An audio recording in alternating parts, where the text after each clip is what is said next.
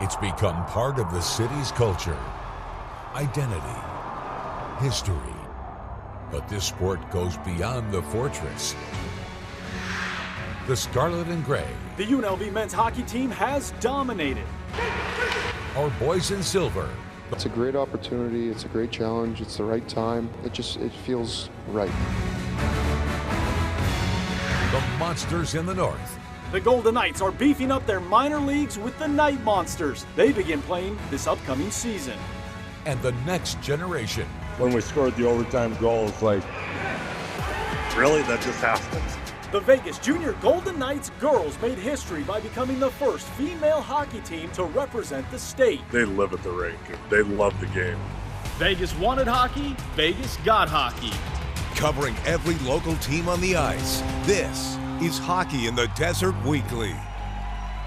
Welcome inside another edition of Hockey in the Desert Weekly. I'm your host, Vince Sapienza. A little more than a third through the NHL regular season, and the Golden Knights sit in first place of the Pacific, third in the conference. Coincidentally, their two most recent wins coming on the road against the teams they currently sit behind in the West. But before we get too far up on the ice, let's fire home a snapshot of what is in store over the next 30 minutes. We've got another Knights contract extension to tell you about. A new international tournament is coming to town. We'll show you how the guys in gold are giving back over the holidays, why the Night Monsters are the hottest team in the ECHL, plus the Skatin Rebels back in studio. We're talking to Jackson Wyatt, fresh off another weekend sweep at CNA. But first, we go to Winnie, where it was a homecoming of sorts for a quartet of Golden Knights, including Zach Whitecloud back in the lineup after missing the last 7 games. We start this one in the third. Down 1, it's Manitoba's own Keegan Kolesar, gripping and ripping, his 7th of the season, sniping this one from the circle,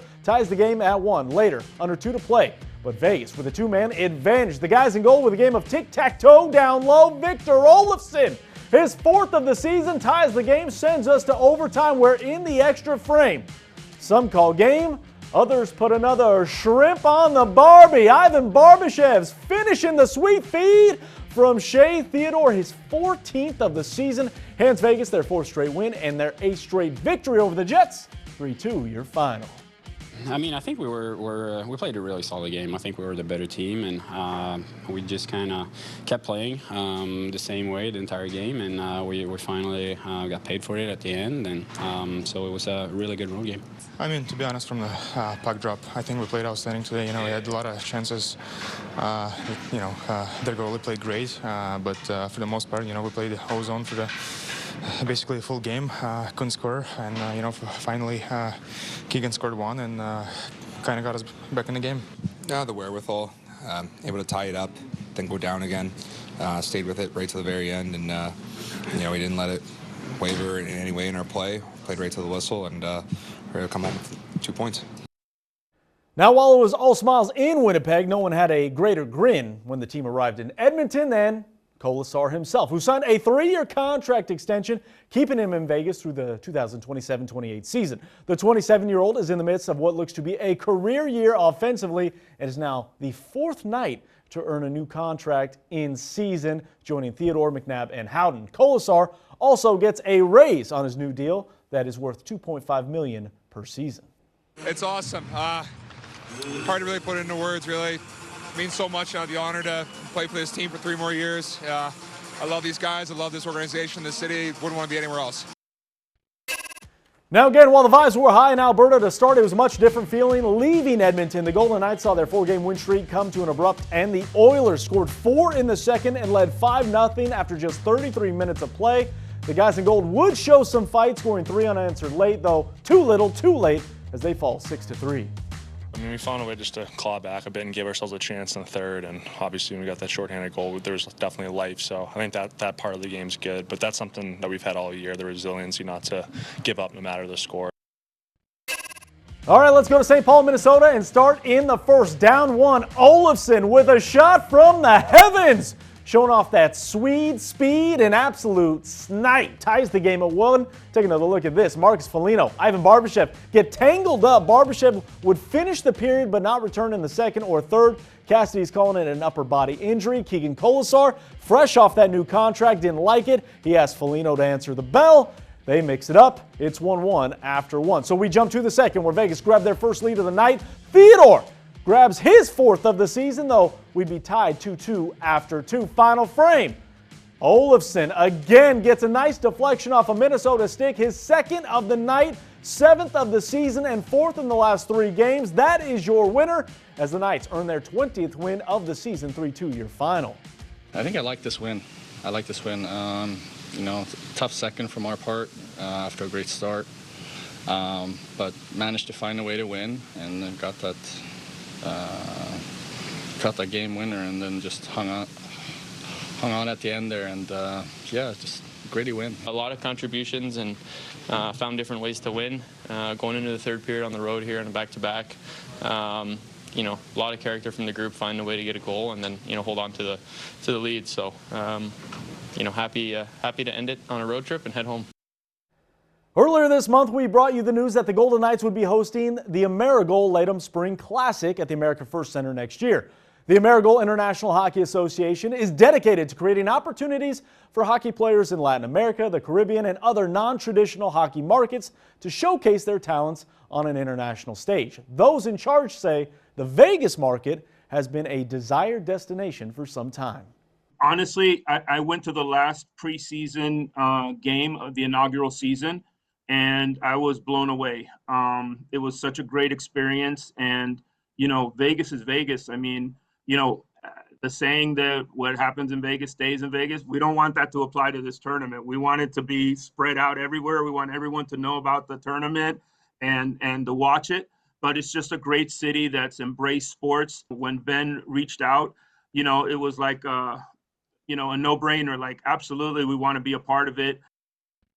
Now, while those that run the organizations are looking forward to this tournament, no one is more excited than the players themselves. It's a 4-day classic that will feature men and women's national teams from Argentina, Colombia, Mexican Warriors, and Puerto Rico, with a total of 20 games played in that span and many off-ice events that will be announced as we get closer. In Vegas this year, the tournament is going to be very seen, and hopefully a lot of people joins and comes watch. And for us, it's of course an honor to play for our country and to get seen every time, more and more every time we travel and go to play there, because that's what we also do it for, right? Like we train to play for our national team, but also to grow the spectators all over the world for every country, right? So yeah, I think this year in Vegas it's gonna be very nice, and everything's gonna be very, very fun to be there and play and get seen. It's an honor that Las Vegas is giving us the space to play, because now the time that we get on the ice together, wearing the jersey and representing our country is unique, and we look forward on the year to those little couple of days. And I think now everything's all like super globalized. So everywhere you go, you can find somewhere who is like, oh my God, Argentina's playing here. Like, I want to go see. And so that helps grow the sport a lot. Now, the Amerigold Latham Cup, again, will take place at the America First Center in Henderson, March 19th through the 22nd. Tickets are free for fans, but space will be limited, so you'll need to register for tickets in advance. You can request up to 4 single-day tickets for each day, and you can do so at the Golden Knights website.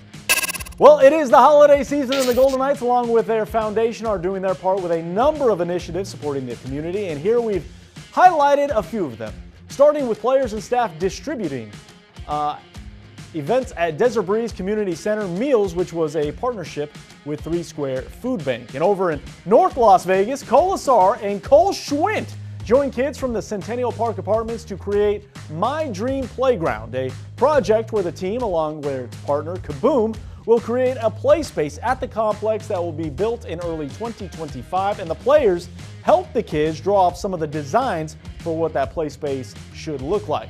The guys in gold, along with Chance, also showed up at Smith's on Rancho Drive, surprising shoppers with gift cards to help pay for their holiday groceries, as well as take a few pictures and selfies with the players. Now on Wednesday, The Golden Knights and the Friends of Henderson Animal Support have teamed up to host a pet adoption event at the Henderson Animal Care and Control Center. The Golden Knights Foundation will cover up to $15,000 in adoption fees for animals finding a new home that day. Some VGK players will be visiting the facility between 4:30 and 6:30. All right, despite all the ice, we are just getting warmed up here on Hockey in the Desert Weekly. When we return, we're going to introduce you to the newest hockey force in Henderson. Keep it here. And don't forget, as we head to break, a look at the next 3 opponents for the guys in gold. 5 of the final 6 December games are at the Fortress, starting with the Canucks on Thursday. The Kraken coming to town Saturday before another date with the Ducks, Monday the 23rd. You're watching Hockey in the Desert Weekly. Welcome back inside Hockey in the Desert Weekly. Vince Sapienza here. While the future is bright for the Golden Knights, the struggle continues to be very real for the Silver Knights. Just about a third of the way through their regular season, Henderson sit at the bottom of the AHL standings with a league worst 12 points. Now, the week started in SoCal where the Silver Knights stumbled in San Diego, though it was a great start. Jonas Ronberg scoring 32 seconds into the game, and then later it would be the captain, Jake Bischoff, netting his first of the season. It was 2-2 after 1. Tanner Lazinski had a 3-assist night, the third coming on Cal Burke's third of the season, though it would not be enough as Henderson got by the goals, 5-4. We've always competed, we've always fought. But there's points that are getting away from us, whether it's 2 points or a single point. On a night like this where there's a game to be had there, if you just manage the game the right way, stay below the puck, play through people, there's odd man rushes there, and I think that's something we didn't capitalize on tonight. Now, the compete was there in Tucson early, however, the results were not. The Silver Knights swept by the Roadrunners in a 2-game series, outscored 7-2, including a 3-0 shutout over the weekend. Henderson have now lost 4 straight and 8 of their last 10. Well, here on Hockey in the Desert, we have often told the stories about the athletes who make it to the pros, or even the young stars that have the potential to make it to the next level. But what about those that need a little extra time to develop? One organization here in the Valley is looking to help fill in the gaps for youth hockey players looking to keep that dream alive. Meet the Henderson Force, previously known as the Las Vegas Thunderbirds, who were created in 2018 and have been playing at City National Arena. But with new ownership coming in last season, the team has a new look and a new home at America First Center. Create an identity. City National is the home of the Vegas Golden Knights, so there's a lot going on. UNLV plays out of there. You have Faith Lutheran. So through our talks, we thought that moving to Henderson would be an opportunity to get the community of Henderson involved in the youth hockey growth. The Force are part of the United States Premier Hockey League, which is a Tier 3 pay-to-play junior league for kids ages 16 to 20 years old. There are 8 teams in their division and more than 60 teams in the league throughout the country. These kids need a place to play. You know, a lot of kids will age out at 17, 18 and they don't know what to do. So juniors allows them that opportunity to develop, mature, and then hopefully put them in a situation where they're playing college hockey. But junior hockey in the United States is kind of a interesting path, but it's a good stepping stone for kids coming out of U18 to get their feet wet at the junior level before they make a jump to either the Tier 2 or to college hockey. Same time, both guys do the same thing at the same time. Make the pass. The Force are led by head coach Matt Johnson, who in the past has spent time working with youth hockey teams like the Nevada Storm and the Junior Golden Knights. He says that half the roster this season will feature local talent from the Valley. It's not so much where you play, it's how you play. And this is just another route. For some kids, they might have their route at 18 and they know where they're going. Other kids, it's going to take a couple years. When they turn 20, put them in a situation where they're either going to NCAA Division III or ACHA Division I. Part of it is making sure that we're giving the kids here in town an opportunity to put themselves on the map as well. Now, the Henderson Force have early on put themselves on the map, winning 6 of their last 10. Currently 5th in the Pacific Division, the Force will return to the America First Center December 18th and 19th. And the Night Monsters add a little star power to the organization this week, adding Chip and Joanna Gaines to the ownership group. What? They join Heisman Trophy winner Tim Tebow. You may know them from the hit TV series Fixer Upper, as well as being entrepreneurs of the Magnolia brand.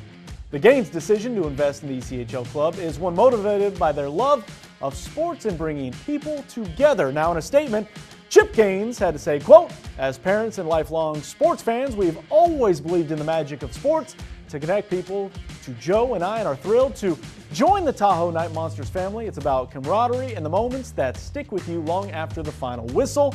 Joanna Gaines added, quote, "For us, this partnership is a chance to celebrate the joy of the game and be part of something that inspires people to cheer loud and make memories that last a lifetime." Christensen goes away with the puck to Luke Adams. Centers McGrew. Score!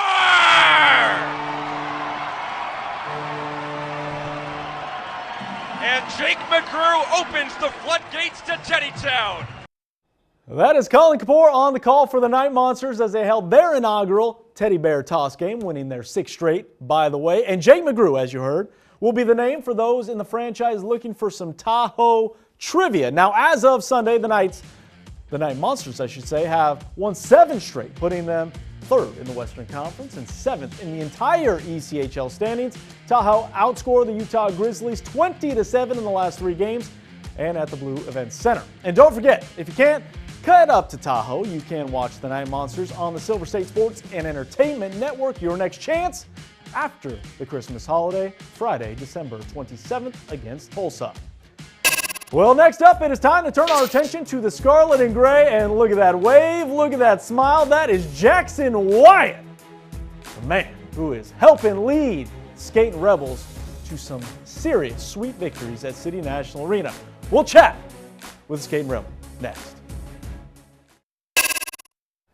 Welcome back to Inside Hockey in the Desert Weekly. I'm Vince Sapienza. We've talked gold, silver, a little Tahoe tail. Now it's time for the Scarlet and Gray, and to do that, we had to bring in Skatin Rebel himself, Jackson Wyatt, back on the program. Thanks so much for joining us. I guess talk to me about the mood of this team right now. You guys are rolling. You know, a lot of pressure was put on you guys after your finish last year. You guys are off to an incredible start yet again.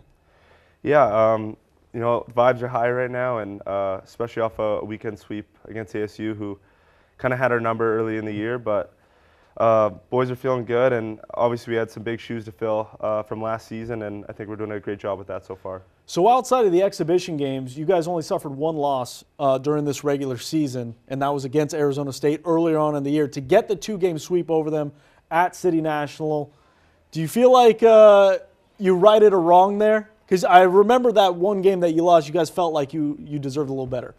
Yeah, we definitely had some unfinished business, and yeah, it was a couple games we had circled in the calendar, and yeah, we just got it done, and I'm just glad we don't. Oh crap! Sorry. It's all right. You know, it's one of those things. You always circle certain teams on the schedule. Arizona State always seems to be that one. What is it about that rivalry, that matchup that kind of irks you guys? Yeah, it's something in our heads. We always go there and we seem to drop 1 game, and I hope this was the last time, last year, and I'm just glad we got our revenge back at home. Yeah. How does this feel this time around compared to last year? Obviously, you know, last year was a great run for you guys. You guys had a lot of hopes of getting to where you did achieve, and now you did it, right? So now you can look in the rearview mirror, use those experiences. How does this group compare now? Yeah, it's definitely tough when you lose a lot of key players, but the freshman class we have is great. Every single one of them is filling those shoes and doing their job. I think that's something we very highly hold to us, is just do your job, and guys have been doing great with that, and yeah, it's exciting. It's exciting to do it with new guys, and yeah, just can't wait for March, April here. So before we get to March and April, talk about another game that you guys got circled on the calendar. It was massive waves in not just, you know, ACHA's hockey community, but just college hockey in general. You guys are going to face the reigning defending national champions out of Denver at their place after Christmas. As you guys look to that game, what is the feeling? Are you excited? Is it anxiety to see kind of how you test yourself? I think we're grateful. I think it's an opportunity, but at the same time, we're not going there just, you know, to have fun and experience it. We're going there to win. It's a business trip, and we're treating it like any other game. They're human, we're human, so we're going to go out there and do our best to put on a show and see if we can get out there with a win. And not just them, Colorado College as well, who has a history of winning big-time games as well. How do you use this break? How do you get ready? Yeah, absolutely. Now that we're done school, kind of just focus on hockey here and get our bodies ready, work on our injuries and get healthy for those 2 games, use this break and time with friends and family here, and yeah, just get ready to get back at it on the 28th. He is the Skatin' Rebels' own Jackson Wyatt. Jackson, thank you so much for your time. We will chat down the line. Best of luck. We'll see you in the new year. Awesome. Thanks for having me. All right. We are taking one more break here on Hockey in the Desert Weekly. When we return, it is time to clear the ice. Keep it here. It is time for our continuing quest segment from the Golden Knights of yesteryear. Checking in, and to do so, we go to Smashville, where after a slow start to his first season in Nashville, Jonathan Marchessault starting to heat up. Just 4 goals scored in his first 2 months with the Preds. He's got 3 in the month of December in 4 games, including this 2-goal game outburst against the Flames, where he was named the 2nd star of the game. And in that same contest, it's another former Golden Knight Stanley Cup champ, lighting the lamp, Braden Pahal, from the face-off circle, gripping and ripping his first of the season. 3rd goal of his NHL career. The man known as Pickles tickles that twine. His 2nd point of the season. And over in Toronto, former Knights forward Max Pacioretty earned 1st star honors against Anaheim, factoring in on all 3 goals, scoring twice. This is the 2nd 3-point game of the season for the Leafs. The last time Pacioretty recorded multiple 3-point games in a season was his final year with the Golden Knights. And as we wrap up Hockey in the Desert, it is time to clear the ice. Pass off target, Farabee sends it across to Konechny, and what a glove save by Fleury. Unbelievable stop by the veteran goaltender. Well, I don't know what's worse if you're Travis Konechny, seeing your shot saved like that, or seeing the Flower just smile as you skate away. Fleury named the 3rd star of the game, stopping 20 of 21 shots. None better than this one, obviously. His wife on IG even chirped him, saying, "Old man still got it." Shades of the save that earned him a mini gold statue here in Vegas. This has been Hockey in the Desert Weekly. I'm Vince Sapienza. We will see you next week.